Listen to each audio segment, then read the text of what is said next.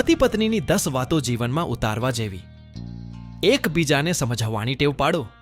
ભાઈ, લગ્ન એટલે 2 જણાનું એક ટીમ બનાવવું. એકબીજાને ઝઘડા વગર સમજો, એની લાગણીઓ સાંભળો ને એની જગ્યાએ ખુદને મૂકીને જુઓ, એટલે ઝઘડા ઓછા થશે. થોડું હસતા રહો. જીવનમાં ટેન્શન તો આવશે જ, પણ રોજ થોડી મજાક કરો, એકબીજાને હસાવો. એક સ્માઇલથી ઘરનું વાતાવરણ હલવું થઈ જાય છે. ગુસ્સો કંટ્રોલ કરો. પતિ હોય કે પત્ની, ગુસ્સો બધાને આવે, પણ ચીસો પાડવાને બદલે થોડીવાર શાંત થઈને વાત કરો.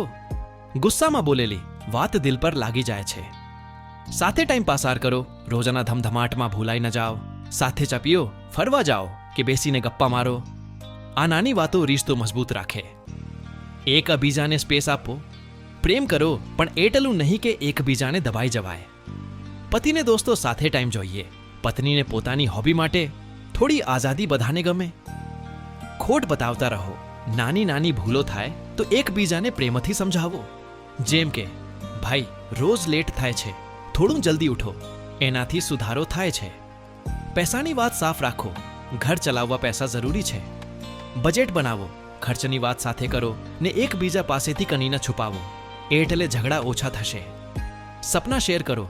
પતિને ધંધો મોટો કરવો હોય, પત્નીને કંઈ નવું શીખવું હોય, એકબીજાના સપના જાણો ને સાથ આપો. એકબીજાની તાકાત બનો. થેન્ક યુ ને સોરી બોલતા શીખો. નાની વાત માટે થેન્ક યુ કહો. ચા બનાવી, બહુ સરસ.